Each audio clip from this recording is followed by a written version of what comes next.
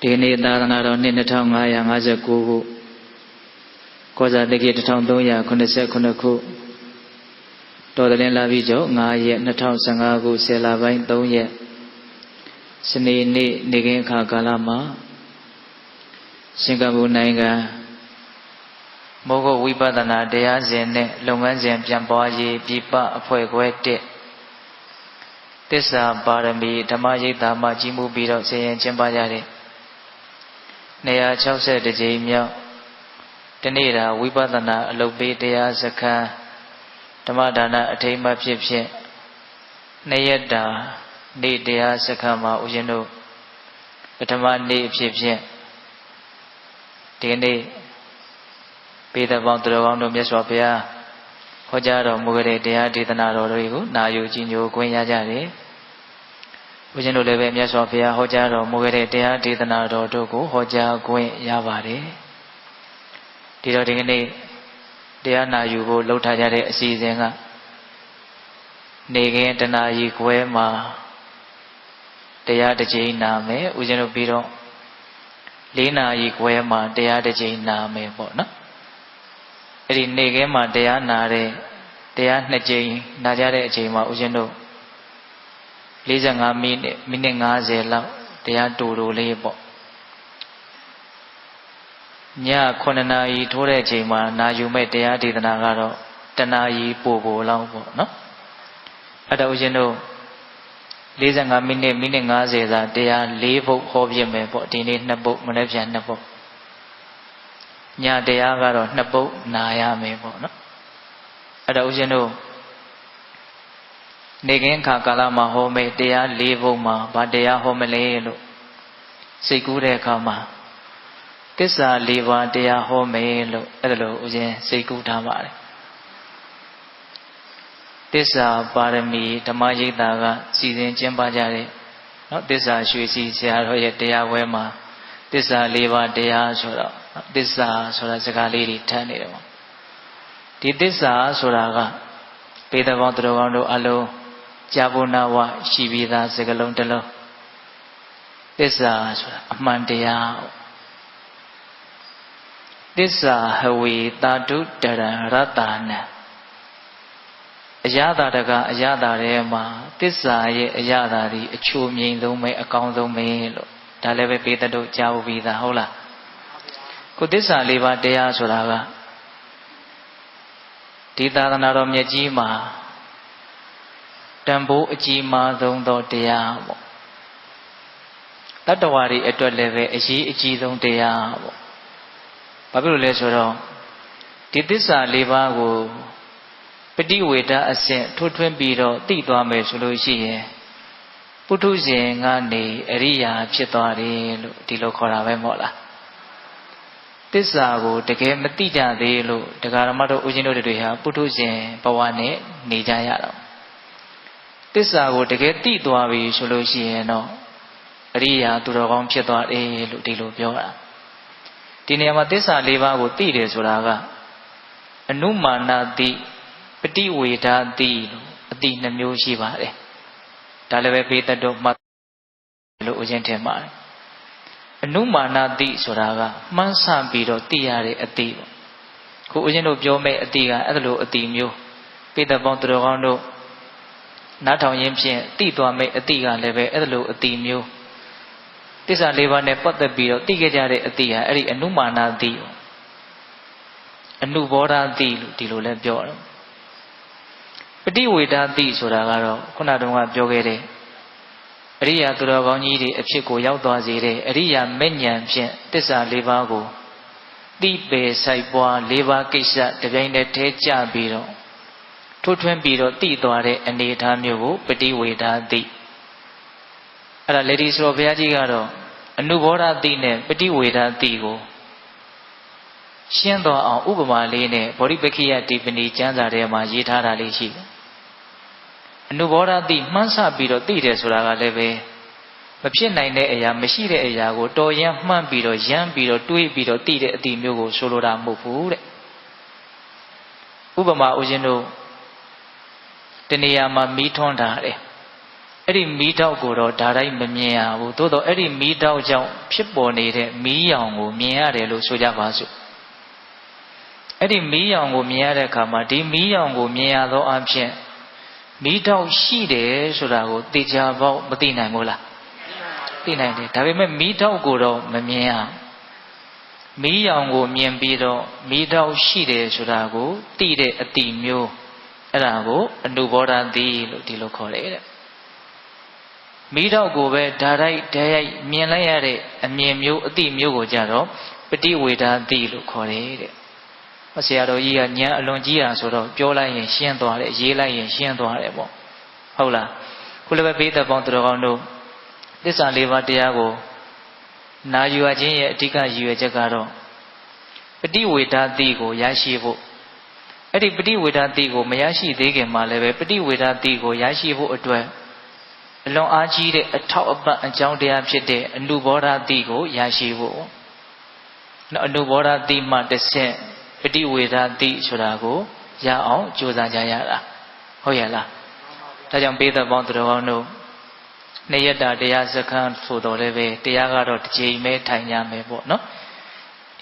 ရောက်တော့ရောက်ခိုက်အချိန်ကလေးတွေလူပြီးတော့လောက်ကြရတာဆိုတော့တရားကိုများများနာဖြစ်အောင်နော်ဦးဇင်းတို့ပြောတာလေးကိုလည်းပဲ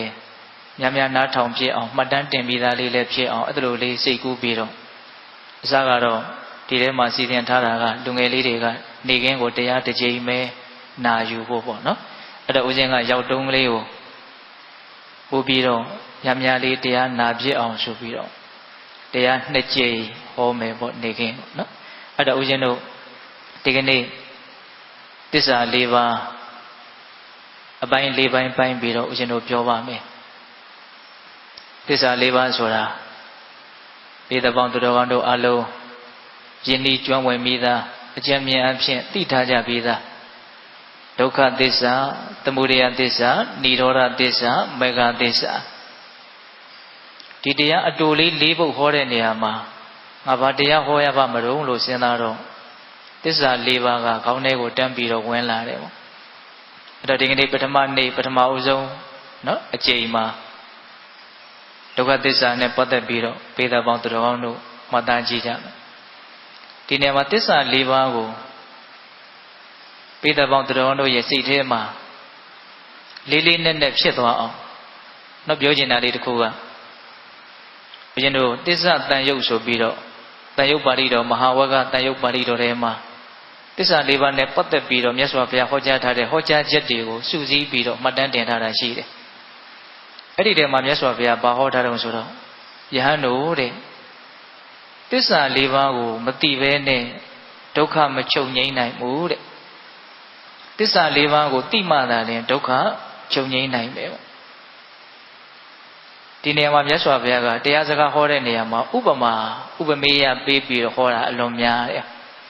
ဥပမာနဲ့ပြောလို့ရှိရင်စိတ်ထဲမှာပို့ပြီးတော့ရှင်းလင်းသွားတဲ့သဘောလေးရှိတာ哦ဘယ်လိုဥပမာပေးလဲဆိုတော့ရှစ်ရှားရွက်တို့ထင်းရှူးရွက်တို့နဲ့ရေထုတ်လို့မရနိုင်ဘူးတဲ့ငါဟာရှစ်ရှားရွက်နဲ့ထင်းရှူးရွက်နဲ့ရေထုတ်ပြီးတော့အမောပြေအောင်နော်ရေထုတ်ပြီးတော့ယူခဲ့တယ်မင်းရေတောက်ပါအစရှိသဖြင့်ရှစ်ရှားရွက်နဲ့ရေထုတ်လာတယ်လို့ပြောမယ်ဆိုရင်အဲ့ဒါကိုယုံကြည်တဲ့အကြောင်းမရှိဘူး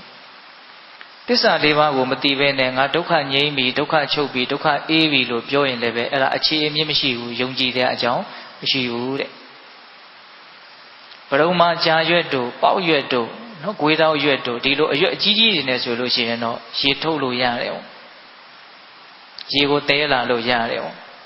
အဲ့လိုပဲသစ္စာ၄ပါးကိုသိပြီးမှသာလျှင်ဒုက္ခခတ်သိမ်းငြိမ်းတယ်ဆိုတာကိုဝန်ခံလို့ရတယ်သစ္စာ၄ပါးကိုသိပြီးတော့ငါဒုက္ခငြိမ်းပြီလို့ပြောရင်တော့အဲ့ဒါကိုယုံကြည်စရာအကြောင်းရှိတယ်အဲ့ဒီလိုမြတ်စွာဘုရားခရိဒပတ္တသုတ်တံမှာဟောထားတာရှိတယ်နောက်ပြီးဟောတာလေးတစ်ခုရှိသေးတယ်ကအိမ်တလုံးဆောက်မယ်ဆိုလို့ရှိရင်ပထမဦးဆုံးတိုင်အရင်ထူရတယ်ပေါ့အုံမြစ်ချပြီးတော့အဲ့ဒါတိုင်မှမထူဘဲနဲ့အပေါ်ပိုင်းကြက်သက်ဆောင်တွေအပေါ်ပိုင်းတွေကိုတင်ခဲ့တယ်လို့ပြောရင်ဒါယုံကြည်တဲ့အကြောင်းမရှိဘူးဟုတ်လားအဲ့လိုပဲသစ္စာ၄ပါးကိုမသိဘဲနဲ့ဒုက္ခငြိမ်းခြင်းဆိုတဲ့အကျိုးတရားကိုမရနိုင်ဘူးဒါဟာသစ္စာ၄ပါးကိုသိဖို့ဘလောက်အရေးကြီးသလဲဆိုတဲ့ဟောပြောထားတဲ့ဒေသနာတွေပေါ့ ဒါကြောင့်မြတ်စွာဘုရားကစတုဏ္ဏအရိယသစ္စာနဲ့ယထာဘုဒ္ဓအတ္တတနံတန်တိတံဒေဂမတ္တနံတာတုတာသွေဝတာတိတုလို့အဲ့ဒီတန်ရုပ်ပါဠိတော်မှာဟောထားသစ္စာ၄ပါးကိုမှန်မှန်ကန်ကန်မသိကြလို့တတ္တဝါတွေဟာဒီတန်တရားကြီးထဲမှာဒီဒုက္ခဆက်ကြီးထဲမှာလက်ပရင်းနဲ့ကျင်လည်ကျစ္စားနေကြရတယ်လို့အဲ့လိုမြတ်စွာဘုရားဟောတာဒါကြောင့်ပိဋကပေါင်းသူတော်ကောင်းတို့သစ္စာ၄ပါးကိုသိဖို့အတွက်အလွန်အားစိုက်ပြီးတော့အဓိကထားပြီးတော့ကြိုးစားကြရမယ်ပေါ့ဘယ်လောက်ထိမြတ်စွာဘုရားကကြိုးစားစေခြင်းတယ်လဲဆိုလို့ရှိရင်ဦးဇင်းတို့တတိတတသုတ်တံဆိုပြီးတော့သုတ်တံတစ်ပုဒ်အဲ့ဒီသုတ်တံကိုလေ့လာကြည့်မယ်ဆိုရင်သစ္စာ၄ပါးကိုသိဖို့အတွက်ဘယ်လောက်ထိကြိုးစားသင့်တယ်လဲဆိုတဲ့မြတ်စွာဘုရားရဲ့ရည်ရွယ်ချက်ကိုသိနိုင်တယ်မြတ်စွာဘုရားဘယ်လိုဟောထားတုံးဆိုတော့ယဟန်တို့တဲ့တကယ်လို့သင်တို့ကိုလူတစ်ယောက်ကသင်ကိုမနှက်ခင်းမှာလှန်အချက်တရာထိုးမယ်ပေါ့မွန်းတဲ့ချိန်မှာလှန်အချက်တရာထိုးမယ်ညချမ်းအခါမှာလှန်အချက်တရာထိုးမယ်တရက်ကိုလှန်အချက်ပေါင်း300ထိုးခံရမယ်ဘယ်လောက်ကြာအောင်ထိုးခံရမှာလဲဆိုတော့နှစ်ပေါင်း100နော်တရက်ကိုလှန်အချက်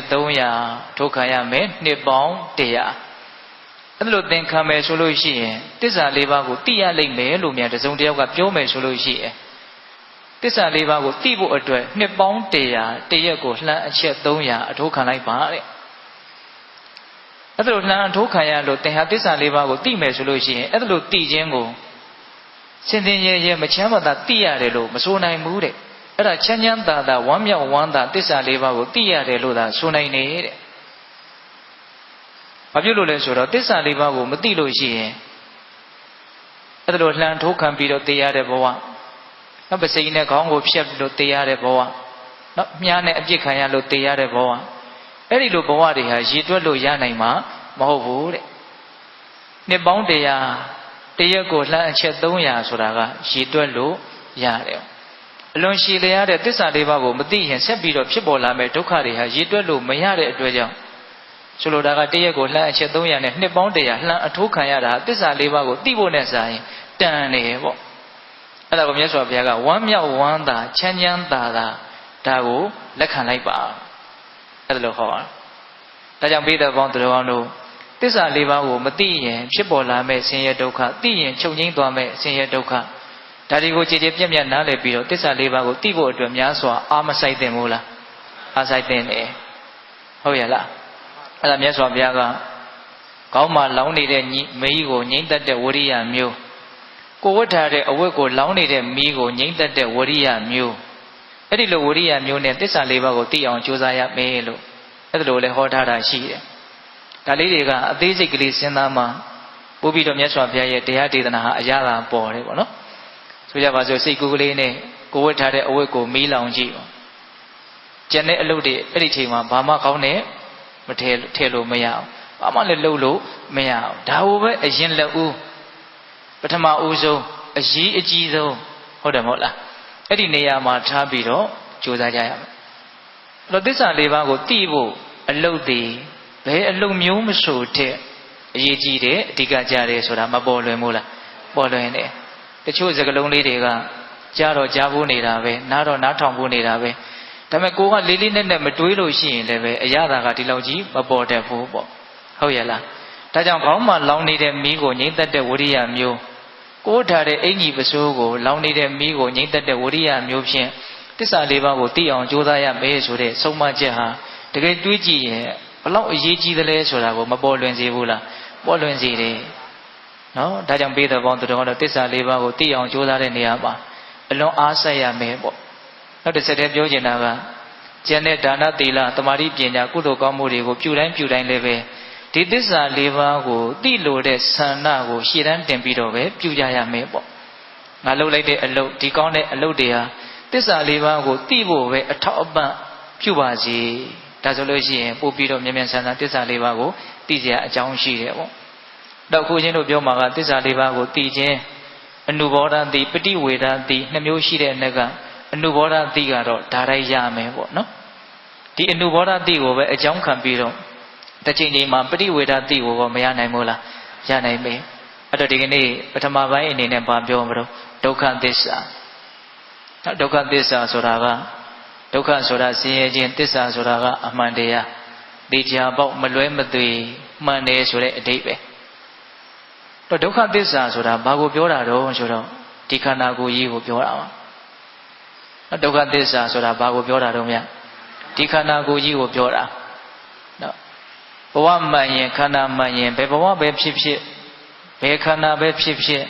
ဆင်းရဲခြင်းတရားမျှတာဖြစ်တယ်အောင်နော်ဆင်းရဲကလွဲလို့တခြားဘယ်တရားမှဖြစ်နေတာမရှိဘူးဒုက္ခမေဝဟိတံဘောတိဒုက္ခဒိဋ္ဌိဝေတိစနိညတထဒုက္ခတံဘောတိနိညာဒုက္ခនិရောဓစတိတဲ့ဒုက္ခဒေတာလည်းဖြစ်နေတယ်ဒုက္ခဒေတာလည်းချုပ်သွားတယ်ဒုက္ခမှတပါးတခြားဖြစ်နေတာဘာမှမရှိဘူးဒုက္ခမှတပါးတခြားချုပ်သွားတာလည်းဘာမှမရှိဘူးတဲ့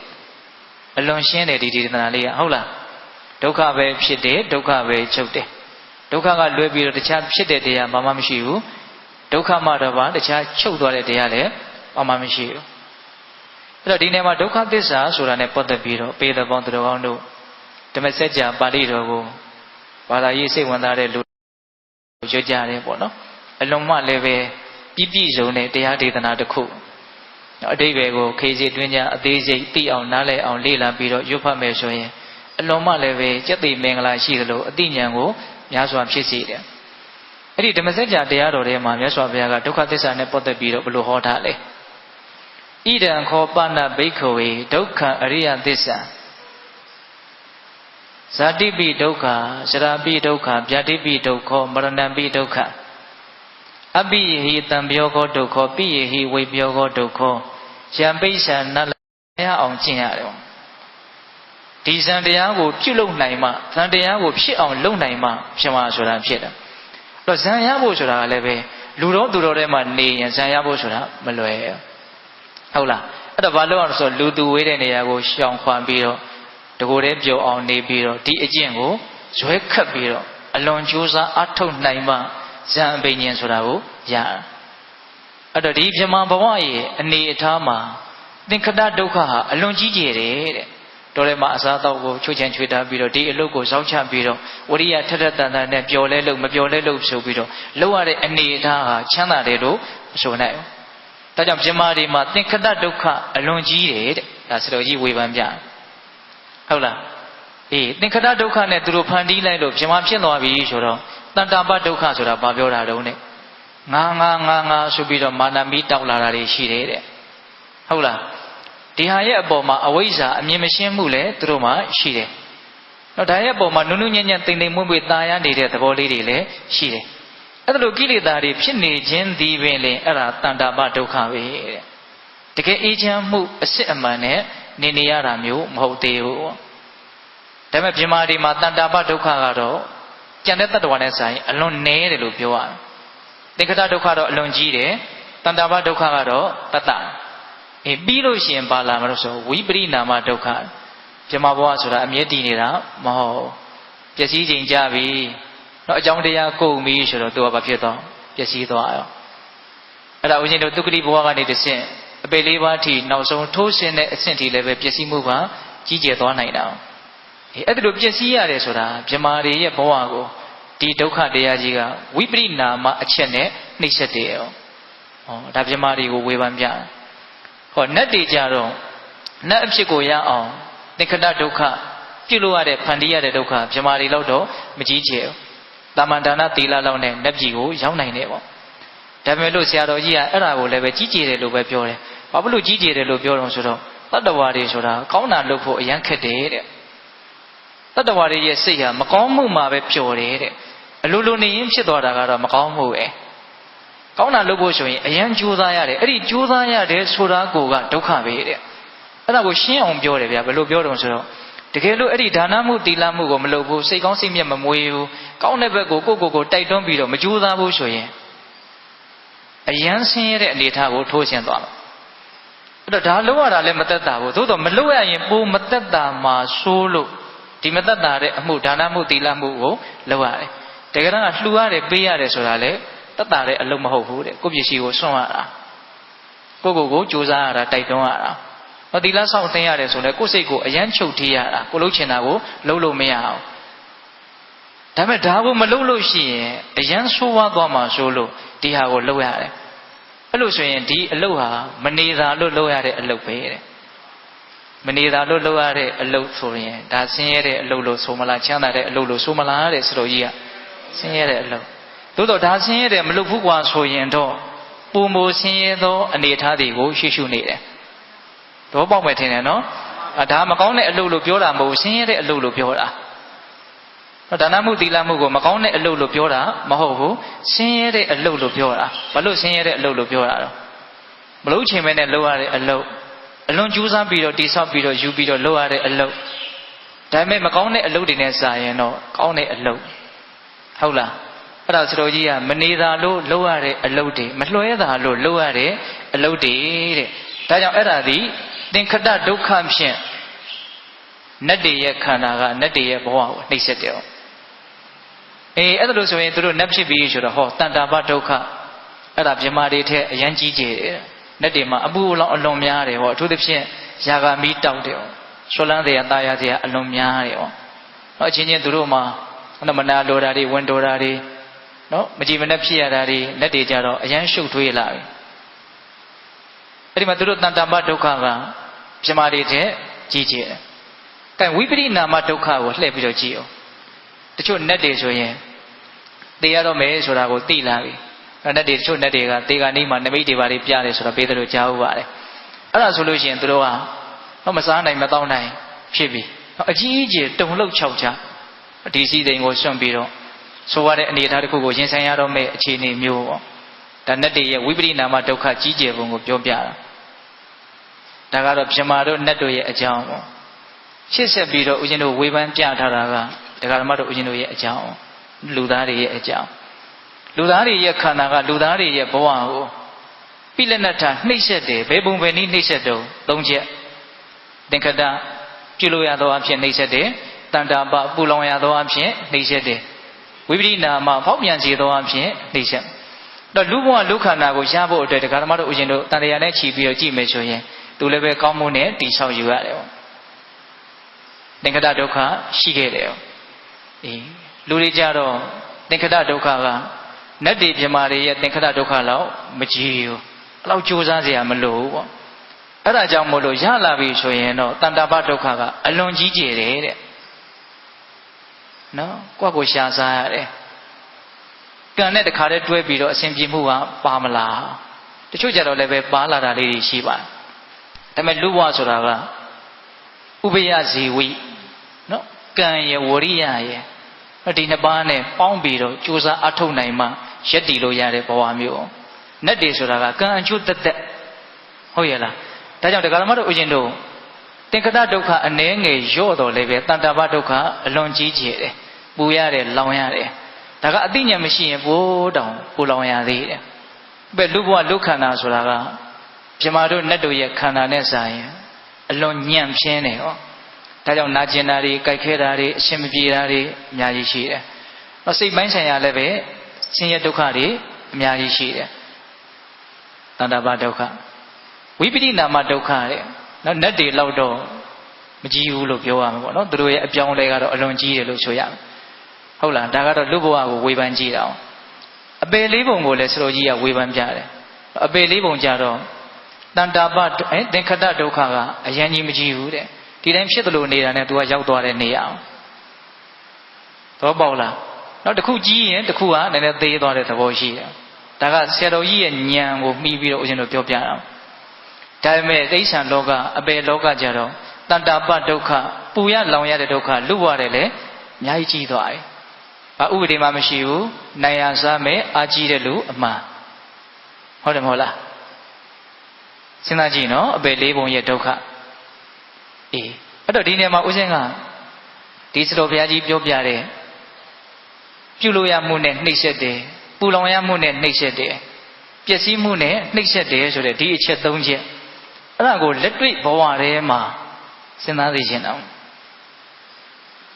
ဆိုကြပါစို့အရင်ဘဝကလူဖြစ်အောင်လုပ်ခဲ့ရတဲ့တဏ္ဍပါဒုက္ခခင်ဗျားတို့ကျုပ်တို့မသိနိုင်ဘူး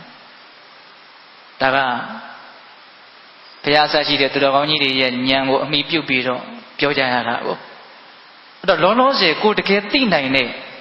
ပြုလို့ရတဲ့ဒုက္ခပူလောင်ရတဲ့ဒုက္ခပျက်စီးသွားတဲ့ဒုက္ခဒါစဉ်းစားကြည့်တခုခုဖြစ်ချင်တယ်ဆိုရင်တရားဓမ္မတို့ဦးဇင်းတို့တွေကြိုးစားရတယ်အားထုတ်ရတယ်တခုခုရချင်တယ်ဆိုလို့ရှိရင်ရအောင်လုပ်ရတယ်ကြိုးစားရတယ်ဒါဘယ်သူမှမငြင်းနိုင်နောက်အခုဆိုတော့ဒါ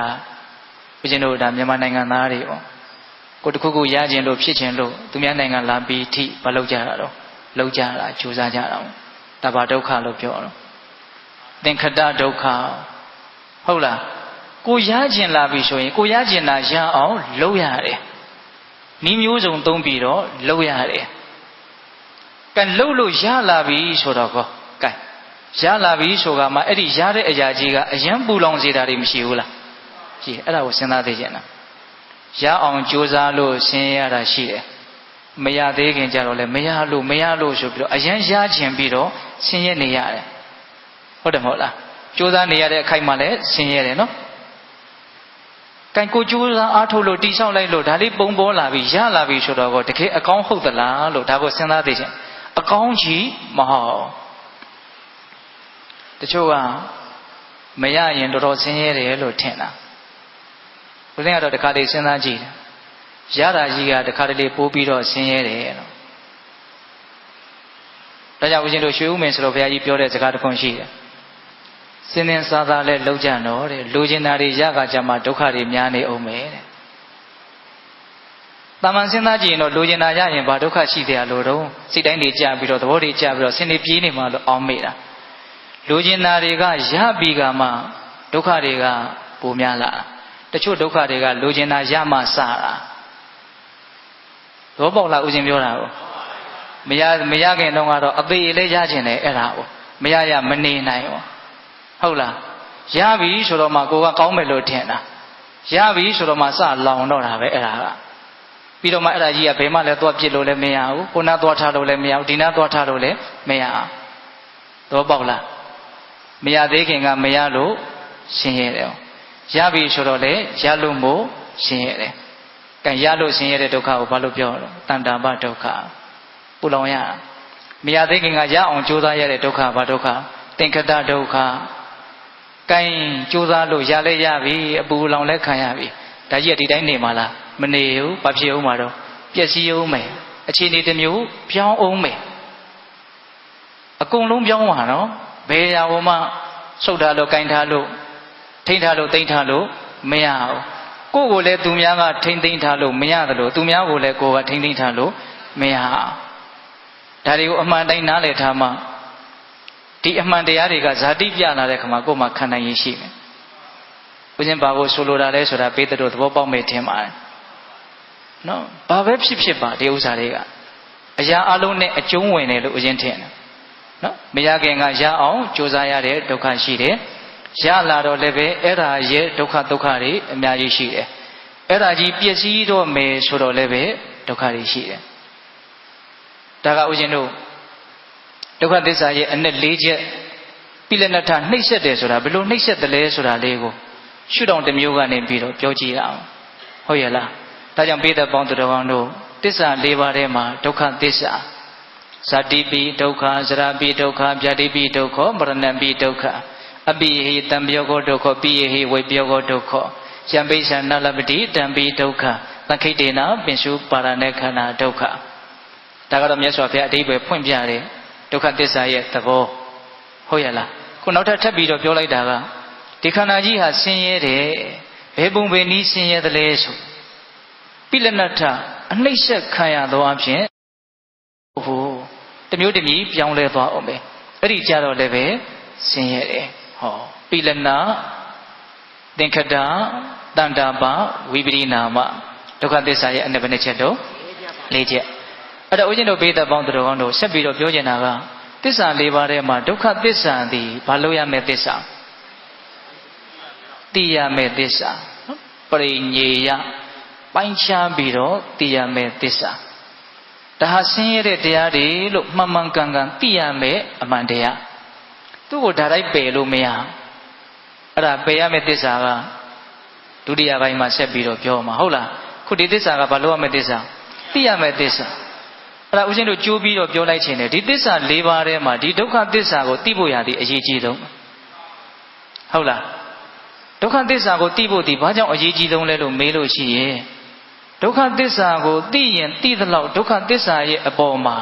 တွေ့တာတဲ့သဘောမမောတဲ့သဘောအထင်မှားတဲ့သဘောတွေဟာပပျောက်သွားတယ်ဆိုလိုတာကသမုဒိယသစ္စာကိုပယ်တဲ့ကိစ္စဟာအလို့လို့ဖြစ်တယ်သဘောပေါက်ရလားတော့ဒုက္ခသစ္စာဒီခန္ဓာဟာဆင်းရဲတယ်လို့သိရင်သိသလောက်ဆင်းရဲတဲ့တရားဆိုရင်တော့မမောတဲ့စိတ်ဟာအလို့လို့လျှော့ကြမလို့တူလျော့တယ်တကူမှလောဘလျော့မလျော့ဆိုတာဒီတရားတွေရဲ့ပေါ်မှာမှန်မှန်ကန်ကန်ဘလောက်သိသလဲမသိဘူးလေဆိုတာပေါ်မှာမူတည်တာလောဘမကောင်းဘူးလို့လူတိုင်းသိတာလူတိုင်းကြားဖို့တာဒါပေမဲ့လောဘတွေကလည်းကြီးနေတယ်ကဲအဲ့ဘာလို့ကြီးနေတာလဲဆိုတော့ဒါတွေတကယ်မကောင်းဘူးလို့သူတကယ်မသိလို့တော့လောဘနည်းတယ်မနည်းဘူးဆိုတာကဒါဟာဆင်းရဲတယ်လို့သိတယ်မသိဘူးဆိုတာပေါ်မှာမူတည်တာဟုတ်လားဒါကြောင့်ပိဋကပေါင်းတော်လောဘကိုလျှော့ပြီးဆိုရင်လည်းပဲသူ့ကိုဒါလိုက်သွားလျှော့လို့မရဒီဒုက္ခသစ္စာကိုသိအောင်ကြိုးစားသောအဖြစ်လောဘကိုလျှော့ရမှာဒုက္ခကိုပယ်ခြင်းပြီးဆိုရင်လည်းပဲဒုက္ခကိုဒါလိုက်ပယ်လို့မရဘူးဒုက္ခရဲ့အကြောင်းတရားဖြစ်တဲ့ခုနတုန်းကသမုဒယသစ္စာလောဘကိုလျှော့နေစေသောအဖြစ်သာနဲ့အကျိုးတရားဖြစ်တဲ့ဒုက္ခကိုလျှော့ချနိုင်ပါအကြောင်းအကျိုးသဘောတွေနော်ဒုက္ခကိုသိမှလည်းပဲသမုဒယကနည်းမယ်သမုဒယနည်းအောင်လျှော့နိုင်မှလည်းပဲအကျိုးတရားဖြစ်တဲ့ဒုက္ခဟာလျှော့သွားမယ်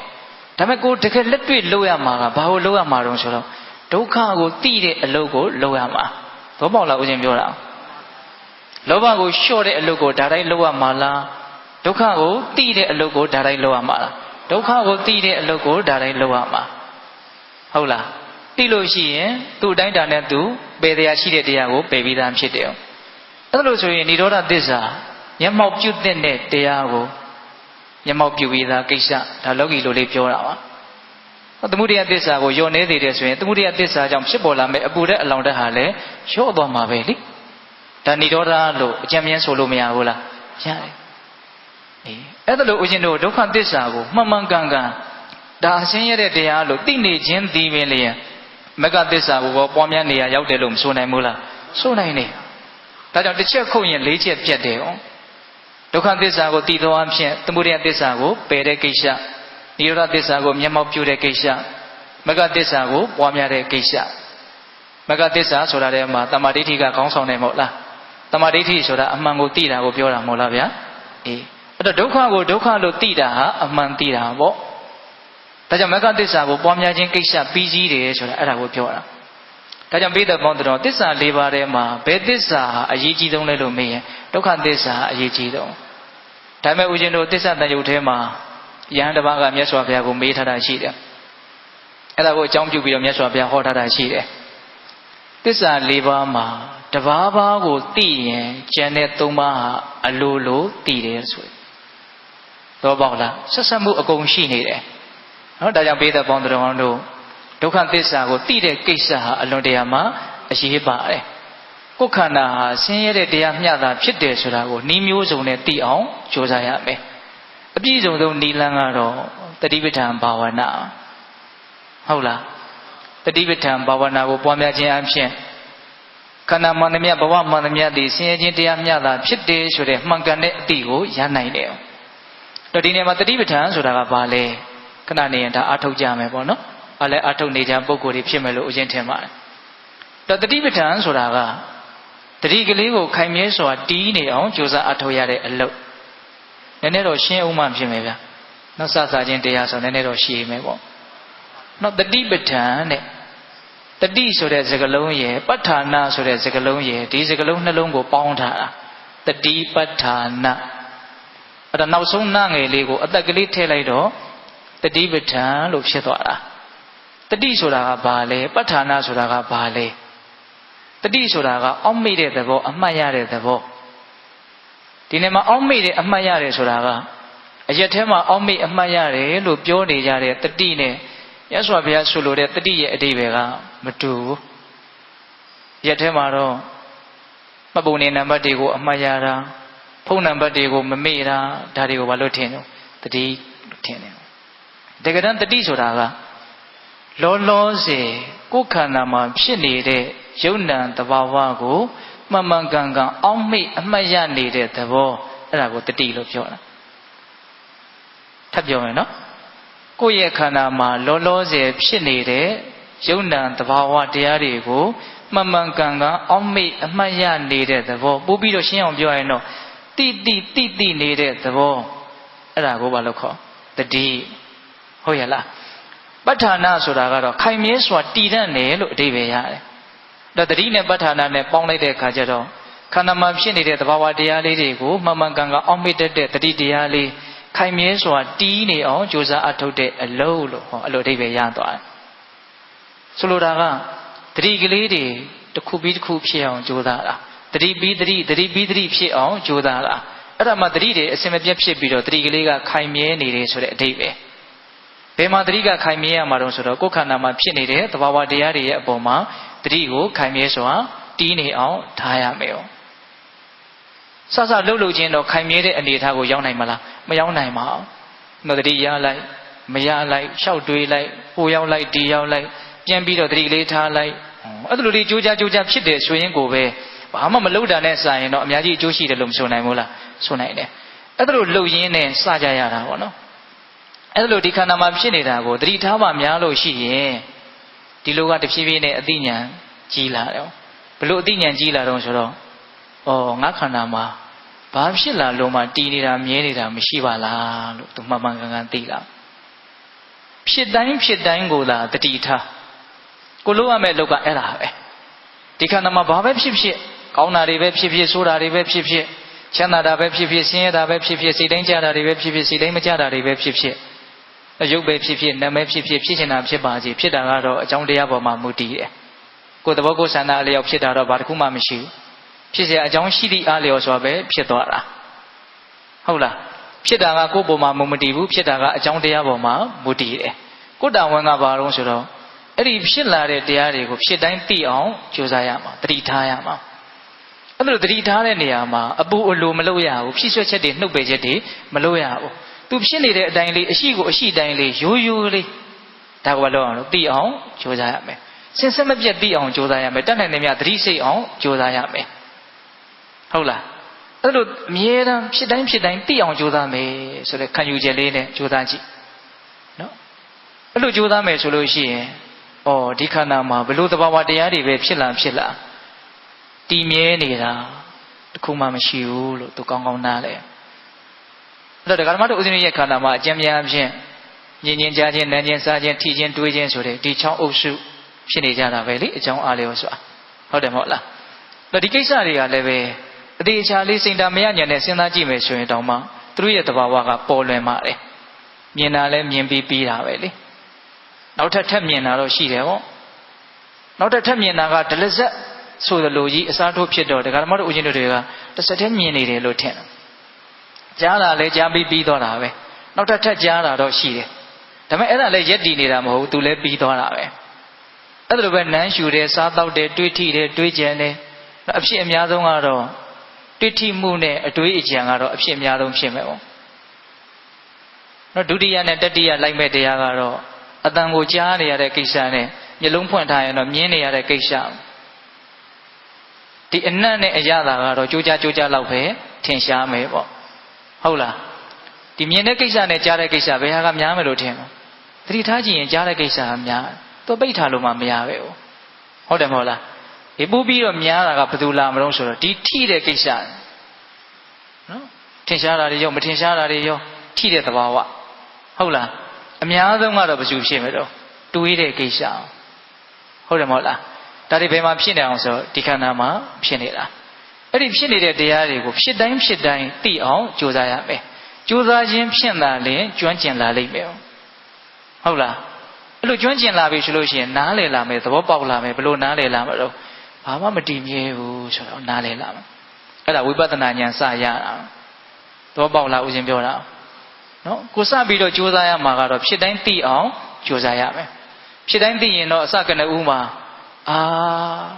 ဒုက္ခတွေဖြစ်တယ်ဒုက္ခတွေဖြစ်တယ်မြင်တာတွေဖြစ်တယ်ကြားတာတွေဖြစ်တယ်အမျိုးကိုစိုးနေတယ်ပေါ့ရေတွက်လို့မလွယ်ဒီခန္ဓာမှာဖြစ်နေတဲ့အမျိုးအစားတွေကိုအကုန်ပြောဖို့မလွယ်နာမည်တက်ဖို့လည်းမလွယ်ဘူးတချို့ဟာတွေက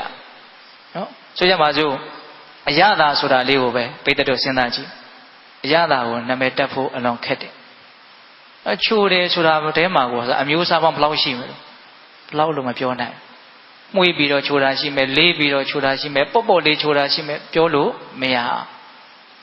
ဟုတ်တယ်မဟုတ်လားအဲ့ဒါလိုပဲဦးဇင်းတို့ပိဋကပေါင်းတော်ကောင်းတို့အမျိုးအမည်အဖြစ်အလွန်တရာမှများပြားတဲ့သဘာဝတရားတွေအကြောင်းအားလျော်ဆိုတာဒီခန္ဓာမှာဖြစ်တယ်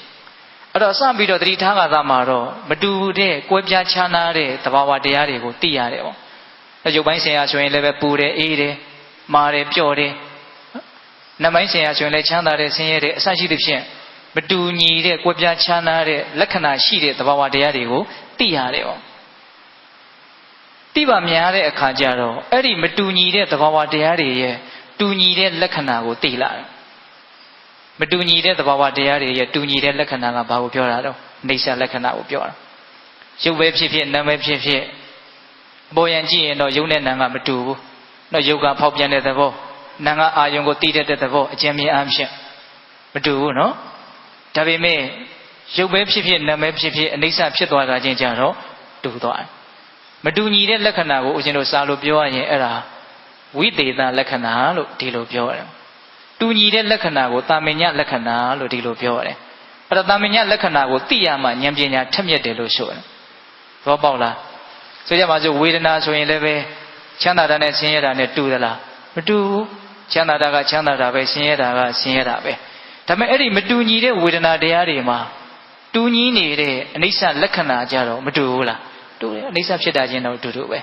ဟုတ်လားဒါကြောင့်စကြည့်ခါသားမှာအထုတ်ခါသားမှာတော့ချမ်းသာတာတွေဆင်းရဲတာတွေအမျိုးမျိုးတွေ့ရမယ်ပေါ့အထုတ်တဲ့အလေးအလာများသွားလို့ရှိ